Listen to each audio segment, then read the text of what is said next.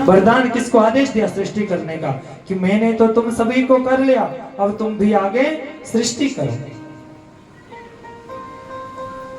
अब जो है महाराज सब सृष्टि करने तो लग गए आगे। ये जो पुत्र हुए इनको ब्रह्मा जी ने आदेश दिया कि तुम भी सृष्टि करो।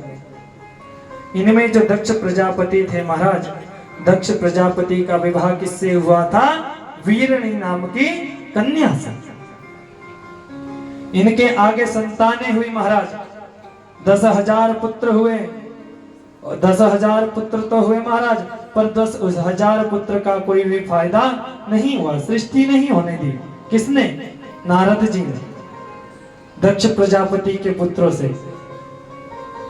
इनको जो है प्रश्नों में उलझा दिया। इनसे बहुत सुंदर जो है 10 प्रश्न पूछे नारद जी ने कि महाराज आप मुझे 10 प्रश्नों का अगर उत्तर देंगे तो क्या मैं जो हूं तुम विवाह कर लेना। उसके पश्चात अगर 10 प्रश्न का उत्तर नहीं दे पाए तो विरक्त बन जाओ, कुछ नहीं रखा है गृहस्थी में। पहला पूछा कि पृथ्वी का अंत कहाँ है। दूसरा पूछा कि एक पुरुष वाला देश कौन सा है। इस प्रकार से जो 10 प्रश्न पूछे कि बाहर का रास्ते दिखाने वाली गुफा कौन सी है। बहुरूपिणी स्त्री किसको बताया है, बताइए। अब नारद जी ने इनको ज्ञान दिया कि महाराज जो है पृथ्वी जो है, पृथ्वी रूपी एक का जो क्षरित अनादि है। पृथ्वी अनादि, ईश्वर ही राष्ट्र का जो है प्रकाशमान पुरुष है, बाकी पुरुष कोई नहीं है, ईश्वर ही है। और ब्रह्म ही वह परम पिता परमात्मा ही ऐसी गुफा है जिससे बाहर जाने का कोई भी रास्ता नहीं है। और बहुरूपिणी स्त्री कौन सी है, जिसके बहुत रूप है, वो स्त्री कौन सी है। हम आप में कोई बैठी हुई है नहीं, वो प्रत्येक व्यक्ति के अंदर कोई एक नहीं कि एक है। अरे वो मुझ में भी स्त्री है, भैया में भी है, इधर भी है, माताओं में भी है और पुरुष में भी। वो स्त्री कौन सी? हमारी बुद्धि। ऐसे 10 अनेक प्रश्नों के उत्तर दिए महाराज। अनेक प्रश्न आज बता रहे हैं और अनेक प्रश्न सुना रहे हैं। अपने मन को जो है अब जैसे ही ये पता किसको लगा? दक्ष को लगा। दक्ष ने जो है नारद को शाप दे दिया, हे नारद मैं तुम्हें शाप देता हूं कि तुम जो है अगले जन्म में मेरे पुत्र बन करके तुम्हें पैदा होना पड़ेगा महाराज। तो इसलिए जो है कहा भी गया है, नारद ने कहा हे दक्ष प्रजापति, हे दक्ष अभिमान को छोड़ दे और अपने मन को जो है भगवान के चरणों में लगा दे। जब तक जो है भगवान के चरणों में आपकी मति नहीं है तब तक आपकी सदगति होने वाली नहीं है। बंधु तो अपने मन को जो भगवान के चरणों में लगाना है। आइए नारद जी भी जो है दक्ष को उपदेश दे रहे हैं मन को भगवान के चरणों में लगाने का, और हम और आप भी भगवान को अपने मन में लगाएं। कहना है कि मन में दूषित विचार को आने ना दीजिए, मन में दूषित विचार को आने ना दीजिए। कौन से विचार लाने हैं? सुगम्य विचार लाने हैं, भगवान की भगवत्ता को अपने मन में लाना है। बोले जगदम्बा महामाया की।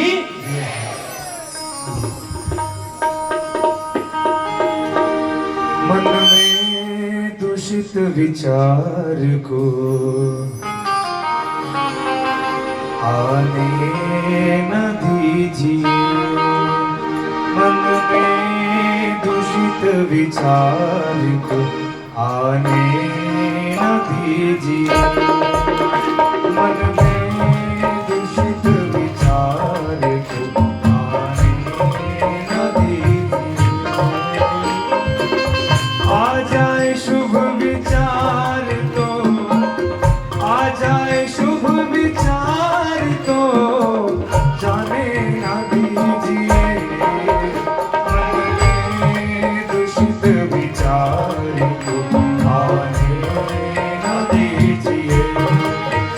मन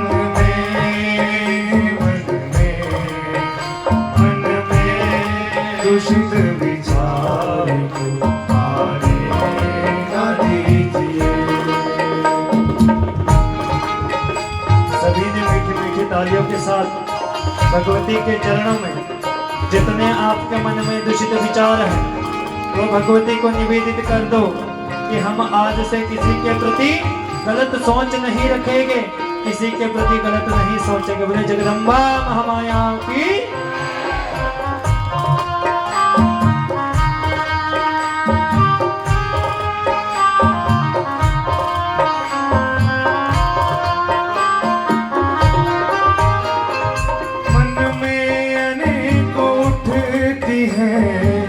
अच्छी बुरी तरह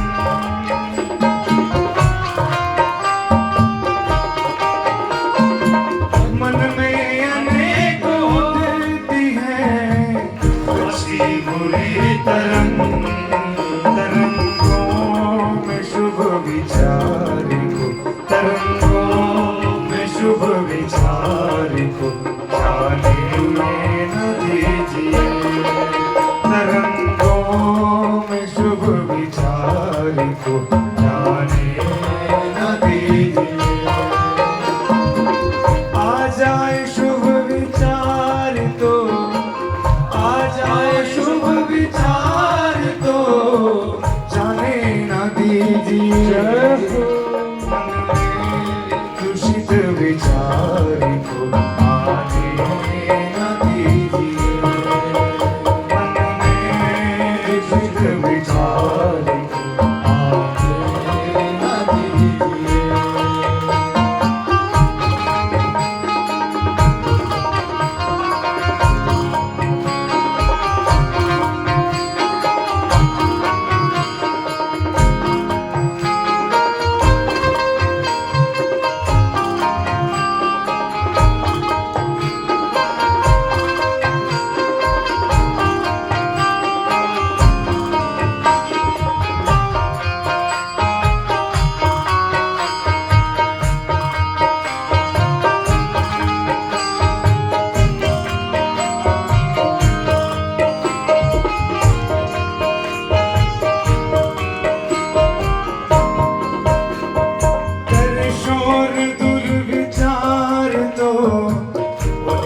सुना करो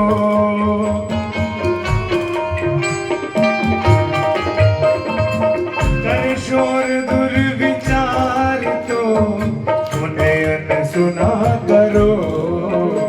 करने में शुभ कर्म के, करने में शुभ कर्म के बहाने न कीजिए। करने में शुभ कर्म के बहाने न दीजिए। आ जाए शुभ विचार तो, आ जाए शुभ विचार तो जाने न दीजिए। मन में दूषित विचार को आने न दीजिए। मन में दूषित विचार को आने न दीजिए।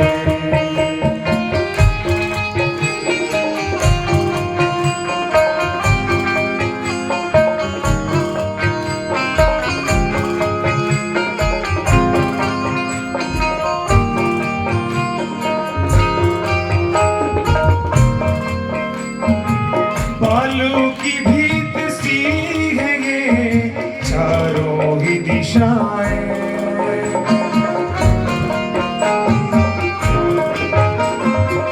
बालों की भीत सी है ये चारों ही दिशाएं। दीवार शुभ कर्म की, दीवार शुभ कर्म की ढाने न दीजिए। दीवार शुभ कर्म की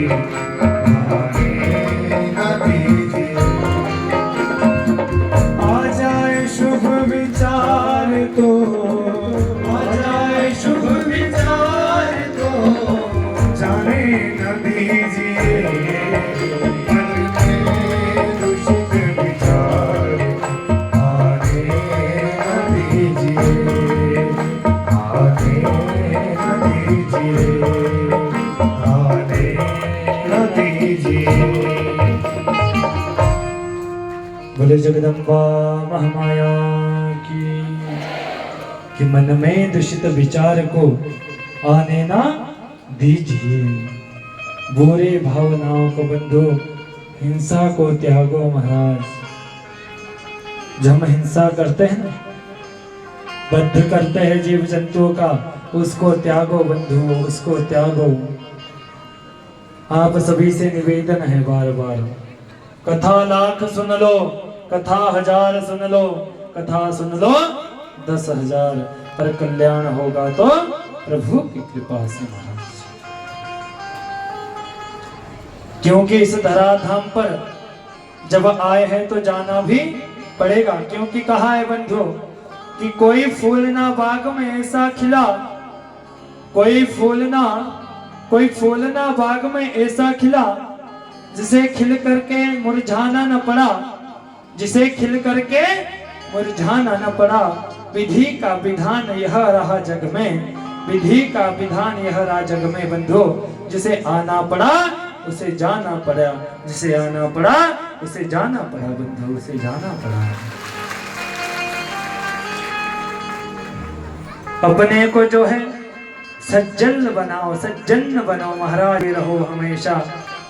बताया था ना, फलदार वृक्ष और संत व्यक्ति, सज्जन व्यक्ति हमेशा झुका हुआ मिलेगा। एक खड़ा होना, खंबे की तरह खड़ा होना तो एक मूर्ख की पहचान है, उसको मूर्ख कहते हैं हमारी भाषा में। हमेशा झुका हुआ होना चाहिए व्यक्ति बंधु। बहुत सुंदर कथाएं जो है व्यास जी महाराज जन्मेजय जी को सुना रहे हैं। कह रहे हैं कि महाराज सत्यव्रत की कथा सुनाता हूं, जिनको त्रिशंकु भी कहा। महाराज वशिष्ठ ऋषि के शापित होने के कारण जो ये क्या हो गए थे, चांडाल बन गया था बंधु त्रिशंकु। बहुत सुंदर कथा है बंधु। यहाँ पर विश्वामित्र ने सृष्टि भी की थी और आज भी विश्वामित्र की सृष्टि है। विश्वामित्र को जो नूतन सृष्टि करता कहा गया है, या तो सृष्टि ब्रह्मा जी ने की, देवी ने की, या फिर कलयुग के मनुष्यों में या संतों में जो एकमात्र सृष्टि करने वाला कौन बना, जिसने ब्रह्मा की सृष्टि से नहीं नए तरीके से सृष्टि करनी प्रारंभ कर ली थी, वो कौन हुए बंधु मेरे ऋषि विश्वामित्र। बोले जो सत्यव्रत को शाप क्यों लगा, कि गौवध करने के कारण जो उन्हें शाप लगा था बंधु, उनको जो है शाप लग गया था। एक समय की बात है, उस शाप से मुक्ति पाने के लिए उन्होंने किसी ब्राह्मण से जो है वो दीक्षा ली। महाराज किसी मित्र ने, उनके मित्र ने उनको बताया कि इससे आप भगवती के जो है निवारण मंत्र का जप कीजिए। निवारण मंत्र कौन सा है बंधु? ओम ऐं ह्रीं क्लीं चामुंडाय विच्चे। प्रतिदिन बता रहा हूं मंत्र, इस मंत्र का जाप कीजिए। जो आपको शाप लगा है, गो हत्या का शाप लगा है, गो हत्या का जो आपको वध का शाप लगा है, वो शाप इससे मुक्त हो जाएगा, आप शाप से मुक्त हो जाओगे बंधु। अब सत्यव्रत ने जैसे ही जप किया, देखिए जप का दशांश हवन हम करवाते हैं। अब जप का जो है दशांश हवन करवाना था कि महाराज उन्होंने किसी संत ब्राह्मण से कहा कि मेरा जो है दशांश हवन करवा लो। अब संत ब्राह्मण भी थोड़ा अभिमानी था कोई व्यक्ति, आज यजमान के लिए कह दिया कि मैं तेरा हवन नहीं करूंगा, तुझे गोहत्या लगी है। अरे संतों का और ब्राह्मणों का तो काम ही है दूसरों का उद्धार करना, दूसरों का कल्याण करना। वो कोई मूर्ख ही ब्राह्मण होगा जिसने कहा होगा, सत्य बात है, कि मैं तेरा हवन नहीं करूंगा, तेरा कल्याण नहीं करूंगा, तुझे गोहत्या का पाप लगा है। अरे संत का, ब्राह्मण का जीवन तो तभी है कि कोई किसी रोग से ग्रस्त है, किसी को कोई शाप लगा है, उसको रोग से मुक्त करवाना, उसके ग्रह को दूर करवाना, उसकी पीड़ा को दूर करवाना। जैसे इतना कहना था, हमारा सत्यव्रत को जो है क्रोध आ गया। उन्होंने चिता बना ली कि जी करके इस जीवन में मेरा कोई भी फायदा अब नहीं है। चिता बना ली, जब तक चिता पर अपने को लगा रहे थे, अग्नि जो है प्रज्वलित करने वाले थे चिता में, तब तक जो है भगवती मेरी माँ जगदम्बा प्रकट हो गई और उनको जो है आज वरदान दे दिया कि तू भागना नहीं। पहले तुझे गोवध होने के कारण राज्य से निष्कृत किया है, आज तेरे माता पिता तेरे राज्य वाले आज तुझे वापस राज्य ले जाने आएंगे। बहुत सुंदर कथा, इसके बहुत लंबी कथा है, संक्षिप्त में सुना रहा हूँ। गोवध के कारण शाप लगा था, फिर गोवध की भी बहुत लंबी कथा है कि गोवध कैसे हुआ था। फिर हमने आगे की कथा को भी पूर्ण करना है ना, तो जो है स्पर्श करते हुए थोड़ा संक्षिप्त में जो है हम कथाओं का वाचन करेंगे। बहुत सुंदर भाव से मैं कथा का श्रवण करना चाहता। आज इन्हीं के जो है, इनका नाम क्या पड़ा था बंधु? सत्यव्रत का नाम क्या पड़ा था? त्रिशंकु। त्रिशंकु पड़ा था बंधु। और इन्हीं के वंश में कौन हुए आगे राजा? कौन? दो दानी पुरुष हुए महाराज। एक दानी हुए राजा बलि और दूसरे हुए राजा हरिश्चंद्र, जिन्होंने अपना सर्वस्व दान के लिए, अपनी जुबान के लिए लुटा दिया महाराज, जान दे दी। उधर बलि ने कहा कि तीसरा कदम मेरे मस्तक पर, और इधर इन्होंने कहा किससे? इन्हीं विश्वामित्र जी से कि विश्वामित्र जी अभी जो है दान गया है, दानी आपको 1000 स्वर्ण की मुद्रा मैंने कह दी, अभी मैं शेष हूँ, मेरा पुत्र शेष है और मेरी धर्म पत्नी शेष है, अपने को हम बेच करके आपका दान जो है चुकता करेंगे। अब इसके बाद कथा आएगी महाराज। अब इन्हीं के वंश में हुए आगे राजा हरिश्चंद्र, किसके पुत्र हुए? त्रिशंकु के, सत्यव्रत के पुत्र हुए। वशिष्ठ जी के द्वारा जो है यज्ञ करवाया गया है। वशिष्ठ जी ने अपने यजमान उस सत्यव्रत से कहा कि हे राजा सत्यव्रत,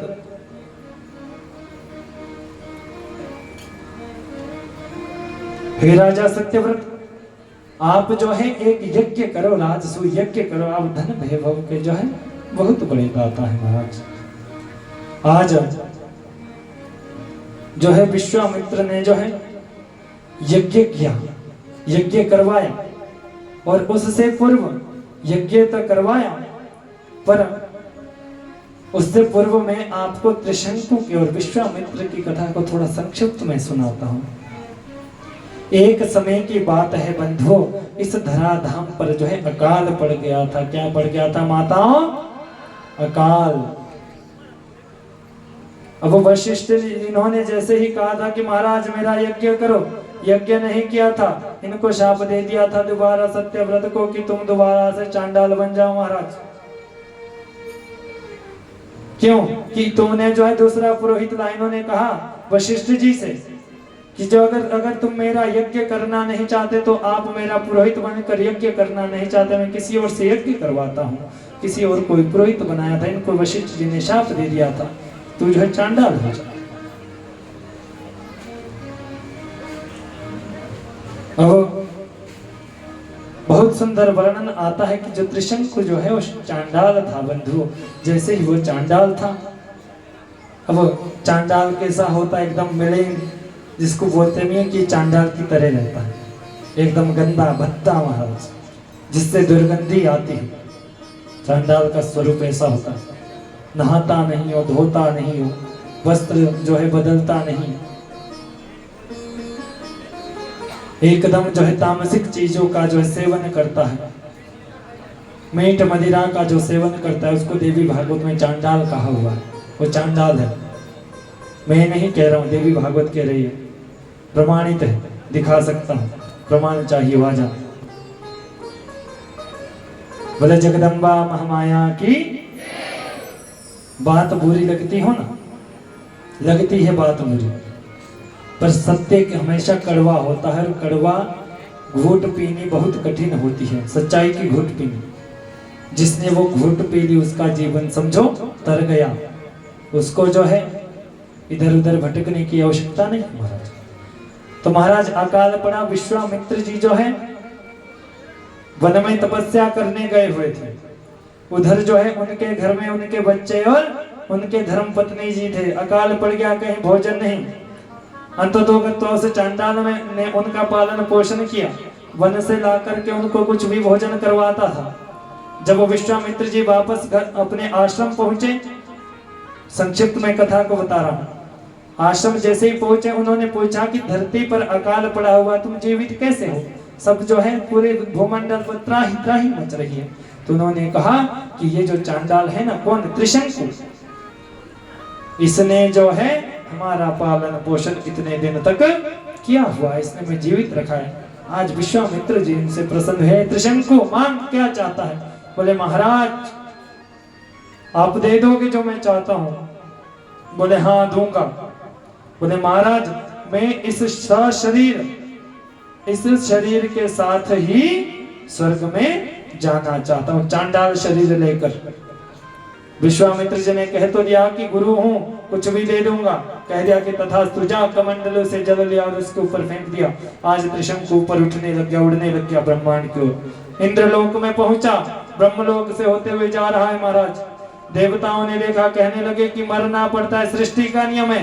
आज जो है विश्वामित्र ने सृष्टि के नियम को जो है भंग कर दिया महाराज। और भेजा भी तो किसी सुंदर व्यक्ति को तो भेजते, एकदम मिलिंद चांडाल को भेजा है। आज ब्रह्मा जी इंद्र ने उसको पैर मार दी, ऊपर से वापस गिरा दिया। नीचे गिरता गिरता जो है चिल्लाता रहा है, गुरुदेव गुरुदेव बचाओ बचाओ। अब जैसे उसके चिल्लाने की आवाज को जो है मुनि ने सुना, विश्वामित्र ने सुना। उन्होंने कहा, अरे मेरा शिष्य ऊपर से गिरता हुआ आ रहा है। ध्यान से सुनना कथा को, गहराई से, आपके काम की बात है, बहुत ध्यान से सुनना। उसके बाद कहा गया कि महाराज मेरा शिष्य दोबारा कमंडल से जल लिया, ऊपर फेंक दिया। त्रिशंकु अधम गति में रह गया, ना ऊपर का ना बीच का, जो बीच में लटका वो कौन है? त्रिशंकु। ना ऊपर जा पाया ना वापिस आ पाया, ऊपर से पैर पड़ी, नीचे से जल फेंक दिया, बीच में लटक गया महाराज, हवा में एकदम तैर रहा है हवा में, गुरु जी के आशीर्वाद से। आज गुरुदेव ने जो कहा, गुरुदेव ने एकदम सोच लिया कि मेरा जो है सत्कार नहीं करता, मेरी बात को नहीं मानते, कोई बात नहीं। आज जो मैं नई सृष्टि आज से प्रारंभ करता हूं महाराज। विश्वामित्र जी नई सृष्टि की रचना करने लग गए। अगर मनुष्य की रचना करनी है तो सबसे पहले क्या चाहिए? खाने पीने की व्यवस्था। जन्म तो हो गया, खाने पीने की व्यवस्था ही नहीं है। बोले ऐसी सृष्टि करूंगा जो ब्रह्मा की सृष्टि से भी अव्वल दर्जे की होगी महाराज। ब्रह्मा की सृष्टि जिसके आगे फीकी पड़ जाएगी। आज विश्वामित्र जी सृष्टि कर रहे हैं। विश्वामित्र जी ने सोचा कि ब्रह्मा जी की फसल क्या है? जो मनुष्य की रचना करनी है तो सबसे पहले अन्न भी तो चाहिए। बोले ब्रह्मा जी ने रचना की है जौ की। ब्रह्मा जो है आज विश्वामित्र जी ने गेहूं बना दिया कि तेरे जौ में जो कांटे होते हैं तेज तेज, उसको कोई नहीं खाएगा। अब देखना मेरा गेहूं ज्यादा बिकेगा, बिक रहा है आज। जौ की रोटी कौन खाता है? बहुत कम व्यक्ति गेहूं की खाते हैं ना। गेहूं किसकी सृष्टि का है बंधुओं? किसकी है? मैंने तो नहीं की सृष्टि, मेरा नहीं, किसका है? विश्वामित्र का। डरते हैं, घबराते हैं, जैसे किसी ने यहाँ से मार देना, आपको गर्दन उड़ा देनी, ऐसा कुछ नहीं होने वाला है। आज का दिन है, आज तो बोल लो, फिर कल का है, उसके बाद ना जाने कभी यह सौभाग्य प्राप्त हो या ना हो बंधुओं, कोई पता नहीं है। कभी प्रभु ने चाहा आपको जो है मार्कंडेय पुराण का कथा का श्रवण करवाएंगे कभी, अगर प्रभु ने चाहा कभी। जिंदगी अभी बहुत है, पर यह भी पता नहीं है कब तक है। 2 मिनट बाद का पता नहीं है बंधु। आया है सो जाएगा, राजा रंक फकीर। आ रहा है सो से तो एक ना एक दिन जाना भी अवश्य पड़ेगा बंधु, अवश्य पड़ेगा जाना एक ना एक दिन। आज विश्वामित्र ने सृष्टि कर दी, गेहूं की रचना कर दी, खाने की व्यवस्था हो गया, दूध की व्यवस्था, पालन पोषण कैसे होगा? बोले महाराज ब्रह्मा की सृष्टि की जो गाय है ना सुरभि, ये दूध पतला देती है थोड़ा। मैं ऐसा दूध वाला जो है जीव पैदा करूंगा जिसका दूध एकदम गाढ़ा हो, जिसके दूध से जो व्यक्ति तकड़ा हो, खूब हृष्ट पुष्ट हो। ब्रह्मा की सृष्टि वाले दौड़ करके जो भाग जाएंगे मेरी सृष्टि को देखने वाले से। आज जो है विश्वामित्र ने जो है भैंस की रचना कर दी, भैंस को यहाँ पर प्रकट कर दिया। बोलते कि अगर अमृत पीना है तो गाय का, दूध पीना है तो भैंस का, और जहर पीना है तो जर्सी का। ठीक है, जहर पीना जर्सी का। अभी ये ना हो कि कल को आपने जर्सी को भी घर से भगा दो कि आचार्य जी कह रहे थे कि जर्सी का जहर है, भगाओ। ऐसा नहीं माताओं, उनको भी नहीं भगाना, उनका भी पूजन करो, सत्कार करो। वो भी हमारे लिए कौन है? हमारी माता है। कहीं कल को जो है ब्लाइंड धार के जंगल में मेरे को जर्सियां नहीं दिखी, ऐसा नहीं करना। पर फेंकने वाली तो नहीं है बाहर, हमारा 40-40, 50-50 हजार की बात है। और छोटी गाय तो 8-10 हजार में आ जाती है, महाराज भगा भी देगी तो कोई बात नहीं। आज जो है भैंस की रचना कर दी, भगवान जो है परेशान। अब जो है मनुष्य की रचना कर रहे हैं महाराज विश्वामित्र जी, सृष्टि रच रहे, मनुष्य की रचना कर रहे हैं। जैसे ही रचना कर रहे थे महाराज, सृष्टि की रचना करने लगे। सृष्टि की रचना करते करते इन्होंने क्या बना दिया? आदमी बनाने लग गए। आदमी की खोपड़ी बना दी। अब इतना जैसे देखा कि महाराज जो ब्रह्मा की सृष्टि हो, गाय नहीं पाल रही हो, दूध पी रही है तो भैंस का, कि महाराज हमारी सृष्टि, ब्रह्मा जी जो है परेशान हो गए, मेरी सृष्टि विधाता का विधान जो है आज जो है आगे चलने वाला नहीं महाराज के। उन्होंने क्या किया कि आज जो है सभी देवी देवता विश्वामित्र जी के पास आ गए महाराज। विश्वामित्र जी के पास आए, विश्वामित्र से कहा कि आप सृष्टि करना बंद कर दो, सृष्टि अब नहीं करो महाराज, सृष्टि करना बंद कर दो। बोले क्यों? बोले सृष्टि में करूंगा, या तो बोले आप कुछ भी बात बोलो हम आपकी बात को मानेंगे। गुरु जिस शिष्य के पीछे मन से लग जाता है, बंधु उसके लिए कुछ करके ना करके छोड़ता है। बोले मैं सृष्टि बंद करना तब करूंगा अगर जिस त्रिशंकु को तुमने पैर मारा है उसको तुम अपने कंधे पर उठा करके, अभी तो मैंने भेजा था, अब मेरे शिष्य को पालकी में बिठाओ और देवता अपने कंधे पर जो है उठा करके आज देवलोक में उसको जो है निवास दो, तब मैं सृष्टि करना बंद कर दूंगा। बंधु मनुष्य की खोपड़ी की रचना कर दी थी, प्राण देने बाकी थे, शरीर दे रहे थे, नीचे का शरीर बना रहे थे। तब तक देवताओं ने जो उनकी बात मान ली। विश्वामित्र ने सृष्टि करना बंद कर दिया। अब खोपड़ी तो बन गई, मुंडी में प्राण तो दे दिए थे, खोपड़ी बोले मेरा क्या काम, रखो मैं भी काम करूंगी। विश्वामित्र ने कहा कि तुझे जो है मनुष्य के रूप से मैं जो नारियल में परिवर्तित करता हूँ महाराज। और आज उसको वरदान दिया कि जहां पर पशु बलि लगनी हो या किसी मनुष्य की बलि लगती हो, वहां पर बलि में तेरा प्रयोग होगा और उतना ही फल तेरा होगा जितना कि एक पशु बलि और एक मनुष्य बलि का होता है। उतना फल जो है वही फल तू नारियल देगा, तेरी बलि भी उसी प्रकार से लगेगी बंधु। उसके बाद जो है भगवती के लिए पशु की बलि नहीं नारियल की बलि लगती है। उसके बाद नारियल की बलि को वरदान है, ऐसा नहीं है हम प्रतिदिन इतने बड़े यज्ञ में महाराज चलाना सरल काम नहीं है। देवियां यहाँ भी है हमारे पास, कल की बात पूछ लेना, कल पर है हवन की बात, मुझे शाम को पता लगी। नारियल की बलि किस प्रकार जो है भगवती ने ग्रहण की। नारियल की बलि, वहां हमने कोई बकरा नहीं काटा देवी के लिए, नारियल की बलि से भगवती को प्रसन्न किया। और प्रतिदिन यहाँ पर बलि होती है। ओम ऐं ह्रीं क्लीं चामुंडाय विचे, ओम ग्लौम हुम क्लीं जुम सा, ज्वाले ज्वाले जल जल प्रज्वल प्रज्वल, ऐं ह्रीं क्लीं चामुंडाय विचे ज्वल हम सम लम क्षम फट स्वाहा। इस मंत्र से बलि दी जाती है। प्रतिदिन नारियल बलि होती है। यज्ञ करना सरल नहीं।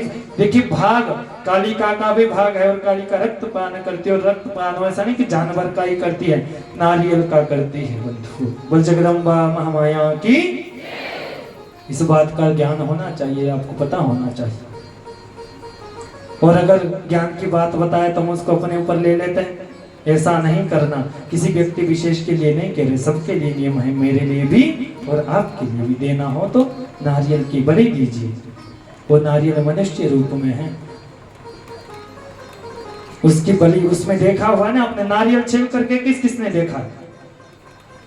उसमें देखिए आंखें होती है दो, मुंह होता है, यहाँ पर नाक के जैसा आकार होता है। किसी दूसरे इसमें बताओ आप मुझे, कद्दू में होता है, करेले में होता है, खीरे में होता है?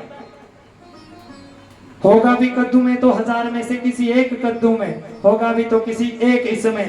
पर नारियल जो है, हर नारियल इस प्रकार से होता है, उसमें मुख भी होता है, आंखें भी होती है, नाक भी होती है, और ध्यान से देखोगे तो कान भी होते हैं। ठीक है जी। और हमने ऐसे भी देखे हैं महाराज कि नारियल की बलि के अंदर से रक्त निकल जाता है, लाल हो जाता है पानी। ऐसे भी नारियल का पानी लाल रक्त की तरह बलि लगती है, जहां बोलते रक्त की बलि लगती है। हमने ऐसे भी देखे जिन्होंने नारियल को लाल करके दिखा दिया कि ये लो। ऐसे हमारे पास प्रमाण है, जिसने देखना होगा दिखा भी सकते हो ऐसे व्यक्ति को, पर दिखाएंगे शर्त पर। अगर वो देखना चाहता है, जो शर्त हम रखेंगे उसको भी जीवन में माननी पड़ेगी। ऐसे व्यक्ति से मैं मिलवाऊंगा, ये दावे के साथ कहता हूँ। जिसने मिलना हो वो आ जाए। ऐसे भी व्यक्ति, ऐसी शक्तियां आज इन वेदों में ही, इन ग्रंथों में ही छिपी हुई है, मेरे पास नहीं है। इसमें वो इतिहास है, इसमें वो शक्तियां है। शक्तियां प्रदर्शन, शक्ति अजमाने की चीज कभी नहीं है कि आप अजमाओ। शक्ति को अजमाना नहीं चाहिए। हम कहते ना, हम कहते कि हमने अजमाना है, अरे शक्ति को कभी अजमाना नहीं चाहिए। शक्ति हम आपसे परे की चीज है महाराज, शक्ति को कभी नहीं अजमाओ। किसी दैविक कार्य को, किसी देवता को अजमाओ आप। किसी व्यक्ति के पास विशेष साधना हो और गलत जगह, क्षमा चाहूंगा अगर कोई ऐसा व्यक्ति भी हो, अगर किसी के पास विशेष साधना हो तो उसका सकाम प्रयोग करो बंधुओं, उसका निष्काम नहीं, उसको गलत जगह प्रयोग नहीं करो। किसी के जो है परिवार को बर्बाद नहीं करो। जो ऐसा करता है, कहते हैं कि उसको 84 लाख योनि के बाद, क्या 84 लाख योनियों में ही नर्क में रहना पड़ता है। एक भी योनि में उसे मच्छर तक बनने का जो मौका नहीं मिलता, नर्क में डालते हैं उसको, नर्क में, धराधाम पर भी नहीं आने देते। जो व्यक्ति ऐसा करता है, जो व्यक्ति बोले धर्म के कार्य में जो है धर्म को अवरुद्ध करता है, धर्म के कार्य में जो है विघ्न बाधा पैदा करता है, उस व्यक्ति का जो है उसका नाश तो होता है। उसकी पिछली 7 पीढ़ियां भी नरक में जाती है, और आने वाली 7 पीढ़ियां कितना भी बड़ा सदकाम कर दे वो भी नरक की भागीदारी बनती है बंधु। ये मेरे देवी भागवत में लिखा हुआ है, साक्षात लिखा हुआ। जो व्यक्ति करता है ना, बोलते कि टोना टोटका करता है, अरे इसके आगे किसी की नहीं चलती बंधु। करेगा, चलाएगा, करता रहे। पर उससे भी व्यक्ति से विनम्र निवेदन है, अगर कोई व्यक्ति ऐसा हो, हमें नहीं पता कि है या ना है, पर बोलते हैं ना कुछ कि महाराज ऐसा भी है, ऐसा भी है, ऐसा भी होता है। भैया जो भी होता है आपका सम्मान, आपका सदैव कल्याण हो, पर आप अपनी शक्ति को कभी जो है गलत जगह प्रयोग नहीं करो। शक्तियां हमारे पास भी है, इस भागवत जी में शक्तियां है, इसमें मंत्र जो है वही शक्ति है। अगर हम गलत प्रयोग करने लग जाएंगे महाराज, पता नहीं ना जाने यहाँ से क्या क्या कर दे। इतना सामर्थ्य इस देवी भागवत में है, पर नहीं, देवी भागवत कहती है कि शक्तियां है उसका सकाम प्रयोग करो। शक्तियां तभी देवताओं ने मनुष्य के पास प्रदान की है कि मनुष्य उसका सकाम प्रयोग करेगा, किसी विघ्न में फंसे हुए व्यक्ति को छुटकारा दिलाएगा। ऐसा नहीं है कि किसी को सर दर्द न लगे उसको सर दर्द लगा दो, अरे मंत्र दिया है तो इसलिए दिया है कि सर दर्द लगी है तो उसको हटा दो, ऐसा भी नहीं है। इस बात का हाथ जोड़कर निवेदन, किसी के पास हो कुछ तो सकाम प्रयोग करे बंधु। आपको जो है भागवती जी, यहाँ से मेरी भगवती जगदम्बा परम्बा देख रही है कि किसके पास क्या है, मुझे किसी का पता नहीं है। मैं तो 9 दिन के लिए आया था, 9 दिन बाद कहीं और प्रवचन करना है, उसके बाद कहीं और प्रवचन करना है। कभी प्रभु ने चाहा तो दोबारा यहाँ प्रवचन और करूंगा, ऐसा ही ऐसा, इससे भी शायद कठोर करूं।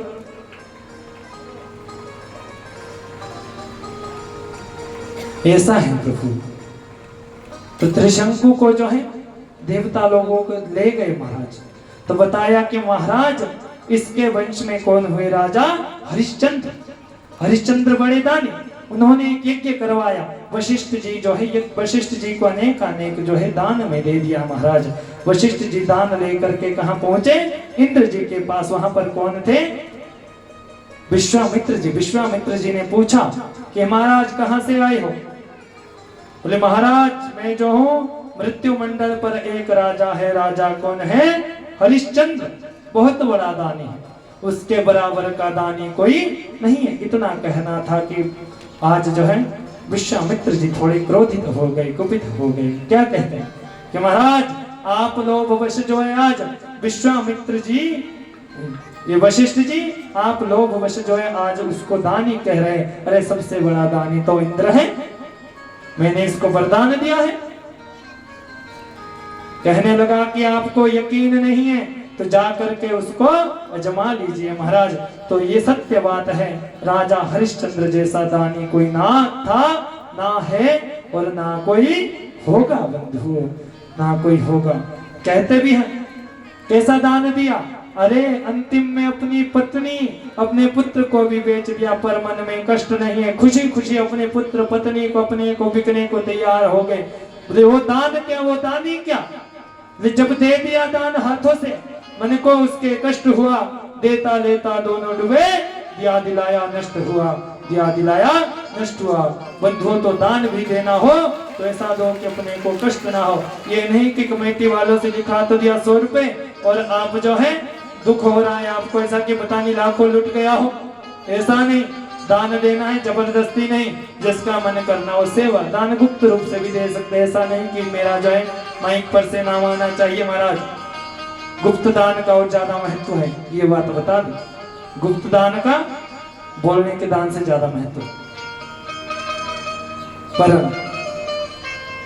चलो जैसा भी है प्रभु इच्छा। तो दान कैसा?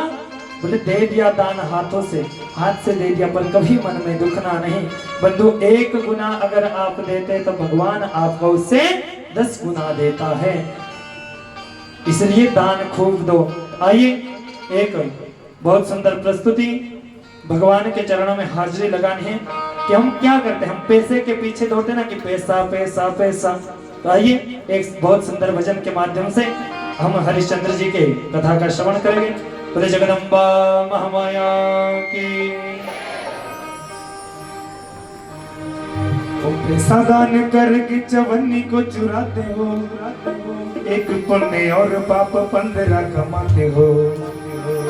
पैसा दान करके चवन्नी को चुराते हो, एक पुण्य और पाप 15 कमाते हो। तो बताओ वो दान क्या करे? तो बताओ ये दान क्या करे? अरे मारते हो जीव निर्दोषों को सताते हो और फिर गीता ज्ञान झूठ बताते हो। मारते हो जीव निर्दोषों को सताते हो और फिर गीता ज्ञान झूठ बताते हो। तो बताओ कि गीता ज्ञान क्या करे? तो बताओ कि गीता ज्ञान क्या करे? बोले जगदम्बा महामाया की। बहुत सुंदर भजन है, पूरा सार कथा का छिपा हुआ है। ध्यान से इसका श्रवण करो और भगवती के मन जो है अपने मन को भगवती के चरणों में लगाओ।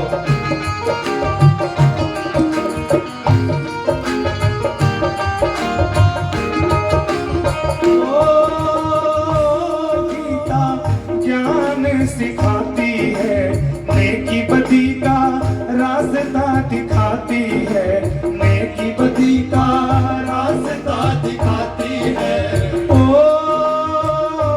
भक्ति प्रभु से मिलाती है, माया नर को नरक ले जाती है, माया नर को नरक ले जाती है।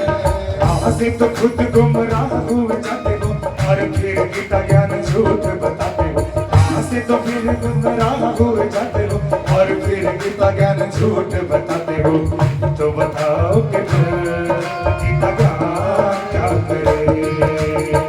तो बताओ कि गीता ज्ञान क्या करे?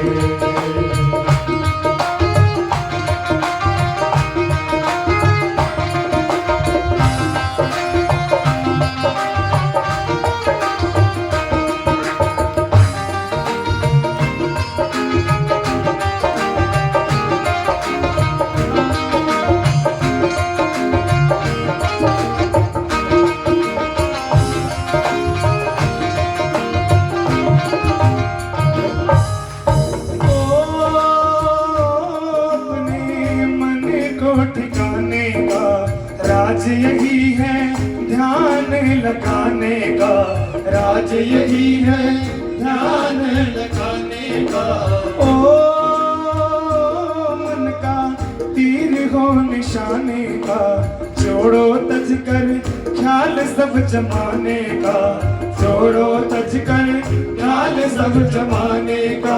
मंदिर में बैठ मन मंडी में घुमाते हो, माला को घुमाते सारा शहर घूम जाते हो। मंदिर में बैठ मन मंडी में घुमाते हो, माला को घुमा के सारा शहर घूम जाते हो।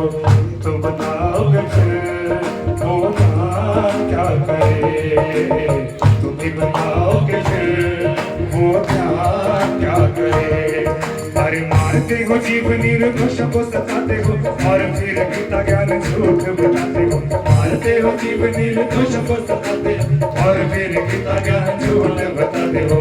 तुम भी बताओगे फिर गीता ज्ञान क्या करे, तुम भी बताओगे फिर गीता ज्ञान क्या करे।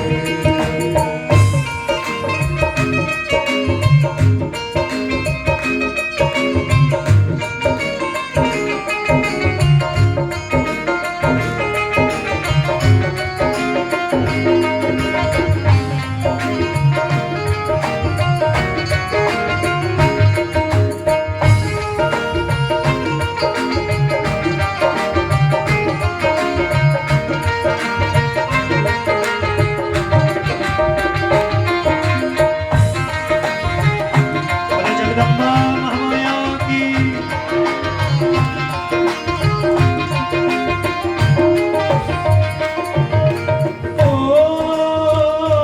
फल है तीर्थों में जाने का, पुण्य बड़ा है गंगा में नहाने का।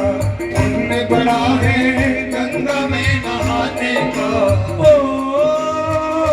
फल है तीर्थों में जाने का, पुण्य बड़ा है गंगा में नहाने का। पुण्य बड़ा है गंगा में नहाने का। मन का धोया नर नहाने से लाभ हुआ क्या, डुबकी लगाने से लाभ हुआ क्या, डुबकी लगाने से। आप धोने जाते हो या और जा कमाते हो, दोष मिलता सिद्ध निर्दोष पे लगाते हो। आप धोने जाते हो या और जा कमाते हो, दोष मिलता सिद्ध निर्दोष पे लगाते हो। तुम भी बताओगे फिर हंसना क्या करे, तुम भी बताओगे फिर हंसना क्या करे।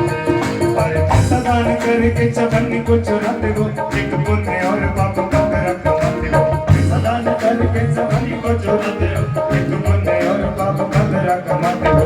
तुम भी बताओगे फिर होता क्या करे, तुम भी बताओगे फिर होता क्या करे। तुम भी बताओगे फिर होता क्या करे, गीता क्या करे, होता क्या करे, होता क्या करे। बोले जगदम्बा महामाया की। किस किस के वचन समझ में आए, बाकी के समझ में नहीं आए।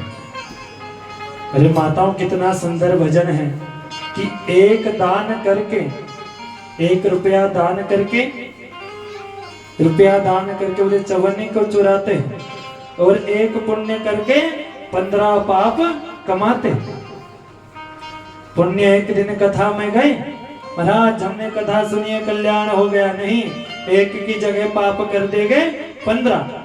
अरे वो पुण्य तो उधर 1 के बराबर में 1 खत्म हो गया, और 14 पाप ऊपर से आपके सर पर चढ़ गए महाराज। बहुत सुंदर वर्णन आया है बंधु, बहुत सुंदर वर्णन है, सुनने वाले के लिए बहुत सुंदर कथा। कहते हैं कि राजा जो हरिश्चंद्र हुए ना, इनके कोई संतान नहीं थी। इन्होंने वरुण देव की बहुत सुंदर तपस्या की। वरुण देव प्रसन्न हुए, इनको वरदान दिया कि तुम्हारे संतान होगी, और अगर संतान होगी तो तुम मुझे क्या दोगे। बोले महाराज जो आप मांगोगे मैं तुझे आपको दे दूंगा। आज इसके सत्यवादी होने की परीक्षा है। वो वरुण कौन है? परीक्षा के लिए आए हुए हैं, परीक्षा के लिए वरुण जी आए कि क्या दे सकता है। कहा कि तेरे संतान होगी जो मैं मांगता हूँ दोगा? बोला हाँ महाराज दूंगा, ले अगर दे सकता है जो तेरे संतान होगी ना उसको पशु बलि के रूप में मुझे अर्पित कर देना है। कह दिया कि महाराज सत्यवादी वो संतान हो जाएगी दे दूंगा।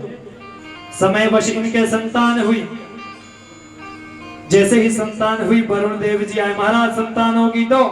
बोले महाराज अभी घर में पवित्रता नहीं है, पूजन आपका तब किया जाएगा, आपको बलि तब दी जाएगी जब घर में पवित्रता होगी। महाराज ये बात ध्यान से सुनो सभी, हमारे घर में पवित्रता कब होती है? जब सूतक होते ना, सूतक निवृत्ति बताऊं आपको, हम उल्टा करते हैं, हम उल्टा करते, हम सूतक को तो ले जाते 21 दिन तक और पातक को खत्म कर दे 3 दिन में।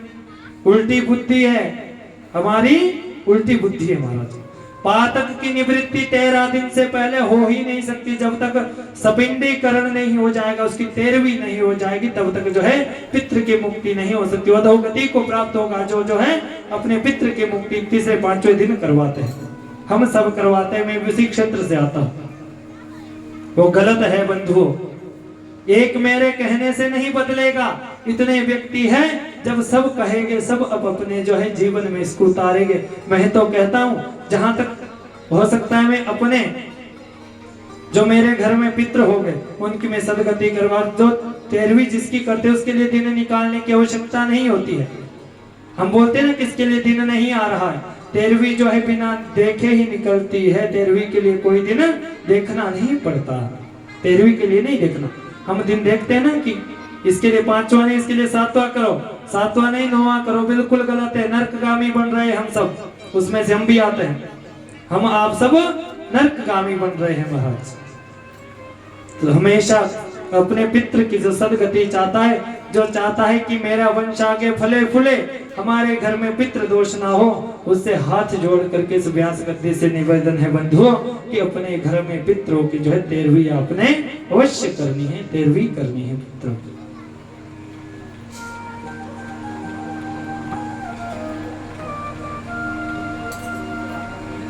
अब हम परहेज बहुत करते हैं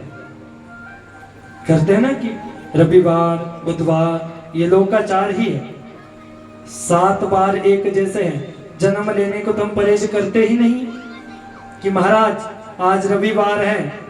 अब यहाँ देखना हमारे क्षेत्र के ना ऐसा नहीं है, नियम नहीं है, शास्त्र में कहीं नहीं लिखा है। हम करते हैं रविवार और बुधवार का, शायद बुधवार का करते हैं, हम करते हैं रविवार और बुधवार का। और गिरी पार जाओ, शायद इनके कोई परहेज नहीं है गिरी पार के, 7 बार एक बराबर। और कहीं पर देखा मैंने एक जगह बृहस्पतिवार और मंगलवार का करते हैं। गया था मैं कहीं, बोले महाराज आज बृहस्पतिवार है, आज हमारे नहीं जाते किसी के पास। तो ये भी लोकाचार है। जब जीने के लिए हम कोई दिन नहीं देखते और मरने के बाद दिन देखते महाराज राम, उस टाइम तो दिन नहीं देखा जब प्राण निकल रहे थे, क्या उस टाइम दिन देख के निकले किसी के? नहीं निकलते बंधुओं। आया है सो जाएगा राजा रंक फकीर। जन्म लेने से पहले जैसे ही जन्म होता है उसी समय मृत्यु लिखी जाती है। फलानी तारीख को, इतनी तारीख को, इतने बजकर इतने मिनट पर इस व्यक्ति के जो है श्वास पूरे हो जाएंगे। और जीवन व्यक्ति उतना ही व्यतीत करता है बंधु जितना उसके श्वास लिखे हो। एक एक श्वास जो है कीमती होता है। यहाँ पर जो है अब जैसे ही राजा को कहा कि बलि दोगे, इन्होंने भी कह दिया कि हाँ ठीक है। इनके यहाँ समय आने पर पुत्र हुआ तो इंद्र आया, वरुण जी आए। वरुण जी ने पूछा कि बलि दो, बोले महाराज अभी सूतक निवृत्ति नहीं हुई है। बोले कब होगी? बोले महाराज पिता जो है पवित्र 10 दिन बाद होता है, पिता पवित्र 10 दिन बाद होता है। जिसको प्रमाण चाहिए हो भैया वो कक्ष में आकर के दिखा दूंगा, स्पष्ट लिखा हुआ है देवी भागवत में, स्पष्ट बिल्कुल। पिता की शुद्धि होती है 10 दिन में और माता की शुद्धि होती है 1 महीने में। 1 महीने में माता शुद्ध होती है और पिता शुद्ध होता है 10 दिन में। सूतक जिसकी 7 पीढ़ियां बीत गई हो, ध्यान से सुनना, उसके लिए सूतक होता है 1 दिन का। जिसकी 5 पीढ़ियां बीत गई हो उसके लिए सूतक है 3 दिन का। और जिसके जो है 3 पीढ़ियां बीत गई हो उसके लिए सूतक है 5 दिन का, जिसकी पहली पीढ़ी हो बंधु उसके लिए सूतक हम करते 7 दिन, अन्यथा कम से कम जो है 7 में ऊपर हो सके तो 11 दिन तक जो है 10 दिन तक उसको परहेज करना चाहिए। उस परिवार को 10 दिन तक कम से कम 11वें दिनों मंदिर जा सकते हैं शुद्धि का हवन करके। और माता शुद्ध कब होगी? 1 महीने बाद। 1 महीने तक माता किसी पवित्र स्थान पर नहीं जा सकती। बोले महाराज अभी हमारा घर पवित्र नहीं है, महीने बाद जब जो है घर में शुद्धि हो जाएगी फिर आप आइए। महीना हुआ घर में शुद्धि, वरुण जी फिर आ गए, महाराज बलि दो। उसने कहा महाराज बलि किसकी दी जाती है? बोले दांत वाले के। बोले बच्चे के दांत नहीं आए हैं, अभी बलि नहीं दूंगा। वरुण जी चले गए कि कोई बात नहीं बलि दे देना। आज जो है बालक का समावर्तन संस्कार, यज्ञोपवीत संस्कार हो रहा है। अब संस्कार हम नहीं करते महाराज, जनेऊ कौन पहलेगा? ब्राह्मण की आजकल दुर्दशा हो रही है, सबसे ज्यादा दुर्दशा है तो ब्राह्मण की। मैं छोड़ता किसी को भी नहीं, मैं खुद भी ब्राह्मण हूं। सबसे ज्यादा दुर्दशा है ब्राह्मण की।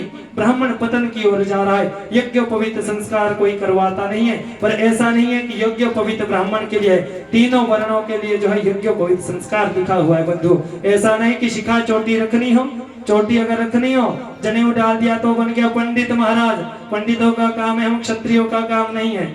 अरे क्षत्रियों को भी जो है जनेऊ धारण करना चाहिए, यज्ञोपवीत धारण करना चाहिए, वैश्य को भी धारण करना चाहिए, ब्राह्मण को भी जो है यज्ञोपवीत धारण करना चाहिए। जो बोले द्विज नहीं बनता। जन्मना जायते शूद्र संस्कारा द्विजते, वेद पाठेन भवेद विप्र ब्रह्म जानाति ब्राह्मणः। जन्म से क्या? एक माँ के गर्भ से, माता का गर्भ ब्राह्मण के भी वैसा ही होता है, क्षत्रिय के भी। जन्म न जायते शूद्र, सभी जो है जन्म से नीच होते हैं। संस्कारात् द्विजोच्यते, संस्कार से वो द्विज कहलाता है। जब उसके षोडश संस्कार होते हैं महाराज, 16 छोड़ो, अब तो एक नाम छेदन होता है और दूसरा नामकरण भी ढंग से नहीं होता, बाकी को आग लगने दो। नामकरण भी रख लेते हैं, चिंटू मिंटू पिंटू। अरे नाम रखने हो तो भगवान के निमित्त। मैंने आपको जो है अजामिल की कथा सुनाई थी ना, जिसने सुनी होगी भक्त अजामिल की। डाकू अजामिल भी था और भक्त अजामिल भी था, उसकी कथा जिसने सुनी होगी। नाम रखना है, सुंदर रखो, राम दत्त, कृष्ण दत्त, बलराम, राधे श्याम। ऐसे नाम तो रखता नहीं कोई। अब ऐसे नाम रख देते महाराज, घर में ना जाने किसको बुला रहे बताइए, संज्ञा दूंगा फिर बुरा मान जाएगा। आज बुरा मानते रहे भैया। नाम जो है एक देखिए, आप अपने बच्चों का नाम अगर भगवान से जुड़ा हुआ रखते हैं ना जी, अगर 10 बार भी आप अपने बच्चे को दिन में बुला रहे ना, रामदत्त इधर आ, गोपाल इधर आ, 10 बार बोला तो कितनी बार जप हुआ भगवान का? 10 बार। अरे आपके बेटे का नाम 1 वर्ष से रामदत्त, 2 वर्ष से, 50 वर्ष से है, पर मेरे प्रभु का नाम राम जो है अनादि काल से है। प्रभु आपके ऊपर कृपा अवश्य होगी, इसलिए नाम जो है भगवान से जुड़ा हुआ रखो। नाम ऐसा रखो। पर हम डरने से, हम ना कहते नहीं है, डरते हैं। और मैं उन डरने वालों में से बिल्कुल भी नहीं हूँ, क्योंकि भागवत जी में लिखा है कि उसको कभी वाचन ही नहीं करना चाहिए जो सत्य कहने से घबराता हो। वो कलंक है एक वक्ता के नाम पर भी, जो सत्य कहने से घबराता हो। हम सत्य कहने से घबराते नहीं है महाराज। कथा बंद हो जाए सुबह, कथा चले तो वर्ष भर, कथा बंद हो जाए, हमें ये लोभ नहीं है कि महाराज कथा नहीं इसके बाद कोई करवाएगा, धन नहीं कमा पाएंगे, रहने देगा कथा करवाना, कथा होनी रहने देगी। पर जो है इस व्यास गद्दी से हम नरक के भोगी ना तो खुद बनेंगे और ना दूसरों को बनने देंगे। मैं नरक का भोगी फिर भी हूँ। क्यों? अगर मेरे को पता तो है, मैं आपको नहीं बताता हूँ, यहाँ पर छुपाता हूँ कि महाराज मेरे यजमान जो है लाना चेता वाले अगले साल को नहीं बुलाएगा, 5 साल बाद नहीं बुलाएगा कथा करने। इस उद्देश्य से मेरा नहीं है, इस बार बुला दिया। आप सभी का बहुत बहुत धन्यवाद जिन्होंने इस योग्य हमारे को समझा और डरने वालों में से नहीं है। कहेंगे वो जो बात शास्त्र सम्मत होगी, शास्त्र में जो बात वर्णित होगी बंधु। तो यहाँ पर जो है वर्णन आया कि महाराज बोले बलि किसकी देनी? दांत वाले की। दांत वाला हो गया, यज्ञोपवीत संस्कार हो गया, फिर भी नहीं दी। अब तो जो है भगवान वरुण जी इनसे रुष्ट हो गए महाराज। इनको शाप दे दिया कि तुम जो है जलोदर रोग से जो है ग्रसित हो जाओ। वरुण जी के शाप के कारण जो आज हरिश्चंद्र को जलोदर रोग हो गया महाराज। अब इस रोग से मुक्ति कैसे पाएंगे? इनके कुलगुरु कौन है जी? ये कहाँ के राजा है? कौन से राजा है? कौन से वंश के है? बताया था पूर्व में का सूर्य वंश की कथा चली हुई। कहाँ के राजा है? सूर्यवंशी राजा है, अयोध्या के राजा है महाराज। सूर्यवंशी राजाओं की कथा चली है तो बताया इनके सूर्यवंशी के गुरु कौन है जी? गुरु कौन? वशिष्ठ जी। राम जी के गुरु कौन है? वशिष्ठ जी। तो ये भी सूर्यवंशी के गुरु वशिष्ठ जी है। वशिष्ठ जी ने उपाय बताया कि तुम जो है भगवती की साधना करो, देवी की साधना करो, इससे मुक्ति का उपाय है। तुमने वचन दिया था। अब जैसे ही ये पता रोहित को चला, रोहित कौन है? राजा हरिश्चंद्र का पुत्र, कि मेरे पिता ने मेरी बलि देनी है, उतने तक इंद्र आया और वहां उसको जो है रोहित को जो है कान में बात डाल दी। उसको महाराज बहला फुसला करके घर से भगा दिया कि तेरे पिता ने तेरी बलि देनी है, भाग घर से, घर से भाग। महाराज तो उसकी परीक्षा होनी थी हरिश्चंद्र की। अब रोहित तो घर से भाग गया, इंद्र उसको घर आने ना दे।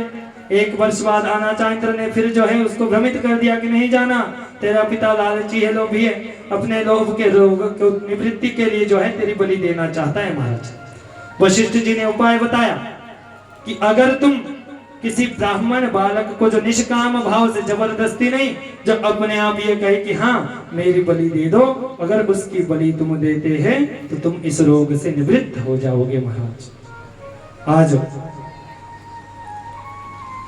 बलि देने के लिए जब ढूंढ ही रहे थे कि किससे बलि दिलवाएं, बलि दिलाने के लिए ढूंढ रहे थे कि बलि किसकी दी जाए, तो एक अजित गर्ग नाम का जो है, अजितर्ग नाम का एक जो है उनके नगर में जो है व्यक्ति रहता था। उसके पास गरीब था, अनेक पुत्र थे महाराज, बहुत गरीब था।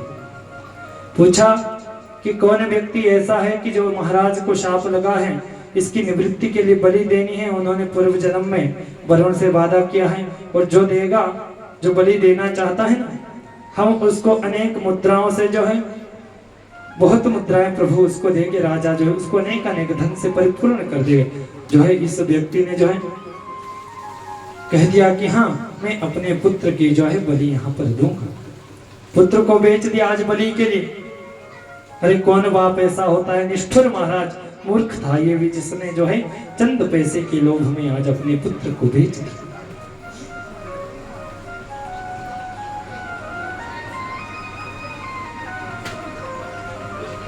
ऐसा नहीं करना है बंधु।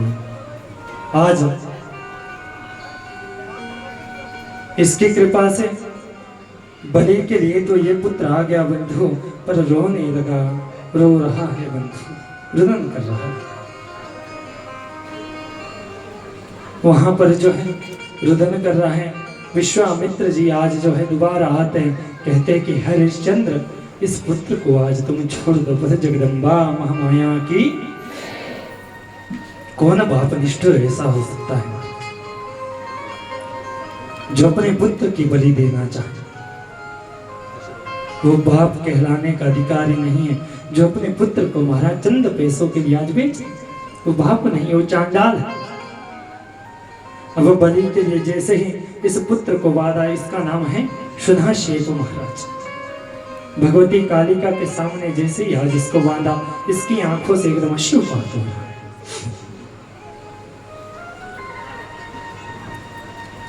एकदम अश्रुपात हो रहा है।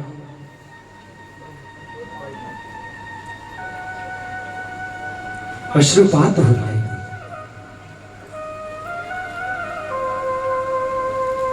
आज डर रहा है, घबरा करके जो है राजा जो बलि दे रहे थे, उतने तक वहां पर कौन आए बंधु? विश्वामित्र आए। विश्वामित्र ने बलि देने से बंद किया। जब नहीं माने तो विश्वामित्र ने जो है वरुण का मंत्र इसको दे दिया और मां भगवती जगदम्बा का निवारण मंत्र इसको आज दे,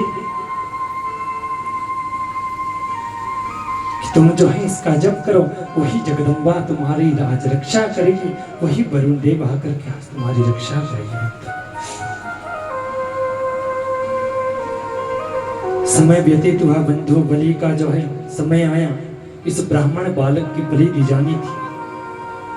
उतने तक जैसे बलि देनी थी, ये जप कर रहा था कि देखिए भावेन विद्यते देव, भाव में जब कर रहा है कि ओम एम ह्रीम क्लीम चामुंडा विचि, भाव के विषय में मैंने आपको बताया,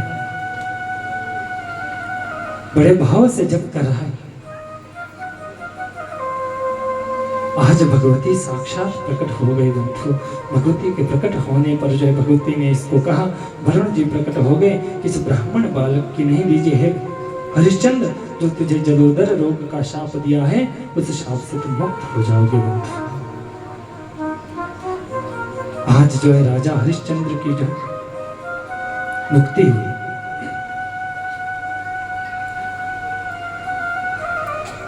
अब आपको मैंने पूर्व में बताया था कि वशिष्ठ जी जो है इंद्र के पास गए थे, वहां पर जो है विश्वामित्र जी मिले थे और वो हरिश्चंद्र की बड़ाई को सुन नहीं पा रहे थे, तो उन्होंने उनसे कहा था कि जाकर के हरिश्चंद्र की परीक्षा लें। आज जो है उस ऋषि ने हरिश्चंद्र की परीक्षा लेनी चाहिए कि हरिश्चंद्र कितना सत्यवादी है। और बंधु, हमें हरिश्चंद्र के जीवन से अवश्य सीख लेनी चाहिए, कुछ ना कुछ अवश्य सीखना चाहिए।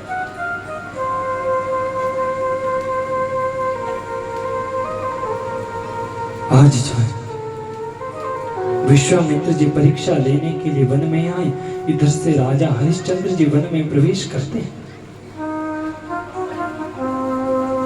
वन में जैसे ही प्रवेश किया,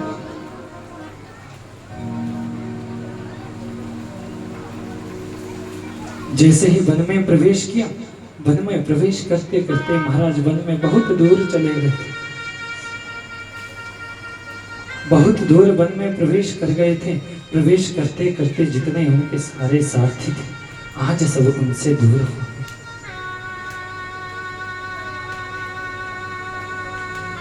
सब वन में बिछड़ गए।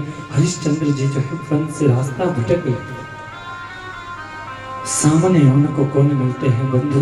विश्वामित्र जी। विश्वामित्र जी जैसे ही उन्हें मिलते हैं, उन्होंने विश्वामित्र जी का स्वागत सत्कार किया। अरे महाराज आप, उन्होंने बताया कि मैं अपने मित्रों से जो है पिछड़ गया हूँ, वन में जो है रास्ता भटक गया हूँ, आप मुझे सुगम योग्य रास्ता बताइए। आज विश्वामित्र जी उनको अपनी बातों में बहला रहे हैं। माता, बहुत करुणामयी कथा है, हृदय रुदित हो जाता है। बहुत रुदन करने का, कथा में ऐसा भाव बन जाता है कि गलाकंठ आवृत हो रहा है, शब्द शैली नहीं करती। ऐसा है कि देवी भागवत में बहुत करुणा में प्रसंग है। आज विश्वामित्र जी ने हरिश्चंद्र जी से कहा, जाइए आप इस सरोवर में स्नान कीजिए, उसके पश्चात आगे का जो है आपकी थकान मिट जाएगी, और जो है स्नान करके आप उसके पश्चात मैं आपको आगे का रास्ता बता दूंगा कि जाइए। आज विश्वामित्र जी उस सरोवर में स्नान किया। जैसे स्नान करके निवृत्त हुए, आज गुरुदेव से कहा, गुरुदेव रास्ता बताइए। और हाँ, फिर उनका पता पूछा कि आप कौन है? उन्होंने बताया, मैं हरिश्चंद्र। गुरुदेव आप मुझे रास्ता बता रहे हैं, तो आप मांगिए, आपको किस चीज की आवश्यकता है, मांगिए, क्या चाहते हैं?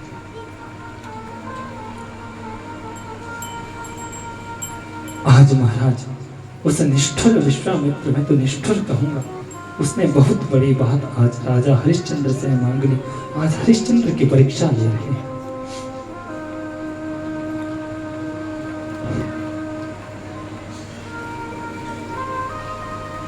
क्या मांग रहे हैं कि महाराज हमने आपका बहुत नाम सुना है, आप जो है सत्यवादी राजा हरिश्चंद्र, आपके बराबर का कोई दानी नहीं, देना चाहते हैं तो मेरे एक पुत्र और 10 पुत्रियों का विवाह आज करवा दीजिए। बोले उसके लिए पुरोहित, बोले ये जो पुत्र और यहाँ एक पुरुष और 10 कन्याएं हैं, इनका विवाह करवा दो, और बोले पुरोहित कौन होगा? बोले इनका पुरोहित मैं खुद रहूंगा।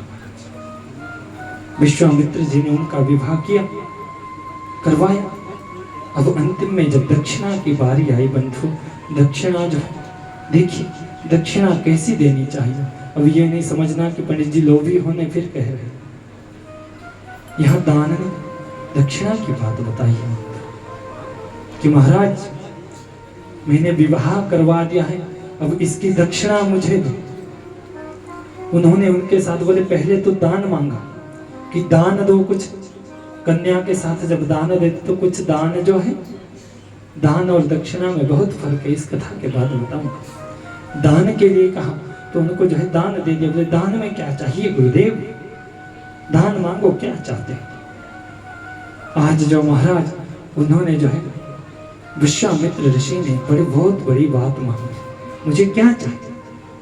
आज मांग लिया बंधु कि मुझे जो है अपना समग्र राज्य दे दो, तुम्हारा समस्त राज्य आज मुझे दान में चाहिए। पूरा राज्य को दान में मांग रहे हैं। आज विश्वामित्र ने भी कह दिया, आज हरिश्चंद्र ने भी कह दिया विश्वामित्र से कि हे प्रभु आपने मांगा, लो जितना भी मेरा राज्य संकल्प के साथ आपको देता हूं। ये क्या हुआ बंधु? दान। अब गुरुदेव ने कहा कि अब दक्षिणा भी चाहिए। बोले प्रभु कहिए दक्षिणा में क्या चाहिए? बोले जो देना है। बोले मुझे 100 सरफिया सोने की चाहिए महाराज। एक दो सैनिक उनके साथ था, उन्होंने कहा कि जाओ राजकोष से सरफिया ले जाओ। आज उन विश्वामित्र ने कहा नहीं, राजकोष से नहीं, राजकोष को तुमने दान में दे दिया, समस्त राज्य जो है दान में दे दिया। अब वो तुम्हारा नहीं, अब वो राज्य मेरा है। आज राज्य का लोभ जो विश्वामित्र को आ गया, समग्र राज्य दान में मांग लिए। परीक्षा किसकी हो रही बंधु? सत्यवादी राजा हरिश्चंद्र जी की। हरिश्चंद्र ने कहा कोई बात नहीं महाराज, बोले मुझे आज दान चाहिए, शाम ढलने से पहले मुझे दान चाहिए, आज अपनी दक्षिणा चाहिए। दान के बाद दक्षिणा देनी अवश्य है। और दक्षिणा जो है पारिश्रमिक कहा जाता है, किसी की मेहनत की कमाई। आज विश्वामित्र ने कहा कि चाहिए। हरिश्चंद्र जी कह रहे हैं ऋषि आप इतना बताइए कि दान बड़ा है या दान? आज जो है कह रहे हैं कि दान बड़ा है या दान? आज दान की महिमा को बता रहे हैं कि महाराज विश्वामित्र ने कहा कि दान ही बड़ा है। महाराज अभी मैंने दान दिया है, दानी में खुद खड़ा हूँ और मेरे पास 2 और दानी हैं, जिसमें कि मेरा पुत्र रोहित और मेरी धर्मपत्नी है, मेरी रानी। शाम के समय तक मैं जो हूँ काशी में अपने को भी बेच दूंगा और अपने परिवार वालों को भी बेच दूंगा। उससे जो धन मिलेगा उससे आपका जो 100 सरफिया जो है आज तुम्हें दे दूंगा।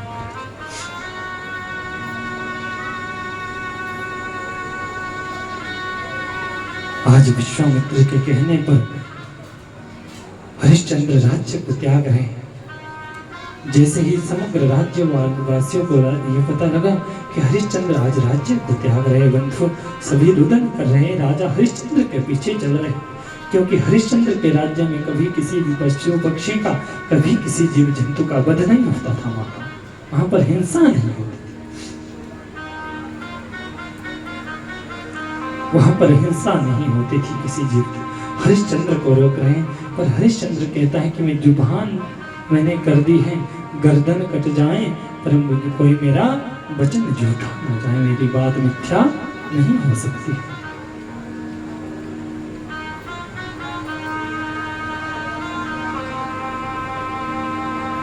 आज हरिश्चंद्र और उनकी धर्मपत्नी जो उनकी रानी है और पुत्र रोहित जो है काशी बनारस की ओर प्रस्थान कर गए, बंधु बनारस की ओर निकल गए।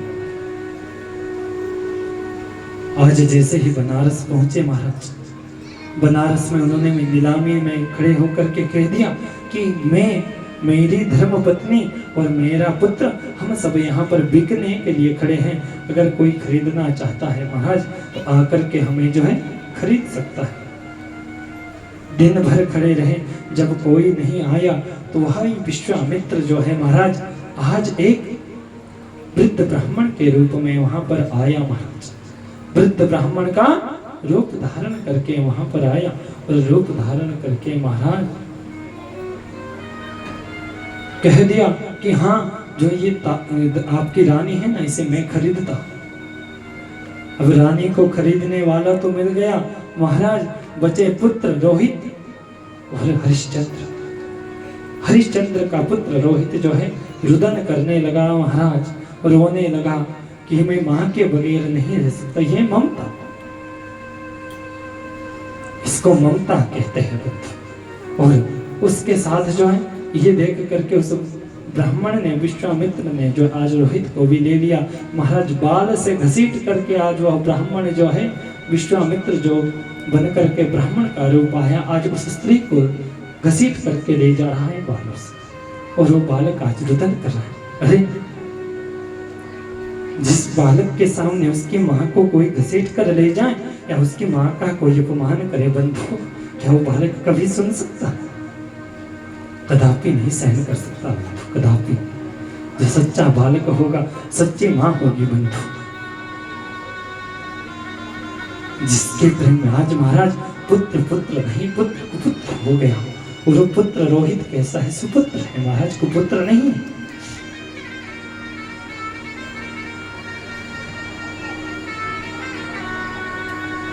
वो पुत्र नहीं। आज जैसे ही उनको लेकर के गया, हरिश्चंद्र इधर खड़ा है कि मुझे भी कोई खरीद लो। उतने तक धर्मराज जो है चांडाल का वेश धारण करके आए और उसको खरीद करके ले गए। आज से तू मेरा जो है बंधक बन जाएगा, आज से तू मेरा नौकर, जो काम मैं तुम्हें दूंगा आज से वो काम तुम्हें करना पड़ेगा महाराज। उनको 5 दिन तक बंदी बना करके रखा, खूब मार कुटाई उनकी आज की हरिश्चंद्र। और अंत में उनको काम दिया कि शमशान घाट पर मुर्दे के ऊपर से जो है वस्त्र निकाल करके लाने हैं, वस्त्र को लाना है आज मुर्दों के ऊपर से निकाल कर। हरिश्चंद्र ने बड़े बखूबी वो काम किया, बहुत सुंदर काम किया। उधर जो है रोहित माँ के प्यार में बिलखता है महाराज। अरे माँ की ममता को वो कैसे जाने? माँ की कदर अगर पूछनी हो ना कि माँ क्या होती है महाराज, उससे पूछो जिसकी आज माँ नहीं है।